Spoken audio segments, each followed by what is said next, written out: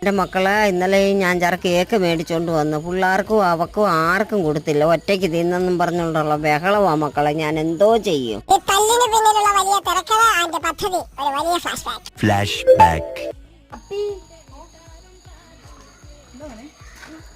അപ്പി അമ്മ കൊണ്ടുവന്ന കേക്ക് അത്ത തന്നെ ഇന്ന് തിന്നു.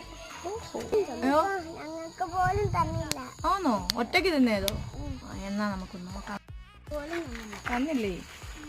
ചോദിക്കാമല്ലോ. അവനിട്ട് പണി കൊടുക്കാം അങ്ങോട്ട്. Present time. കേക്ക്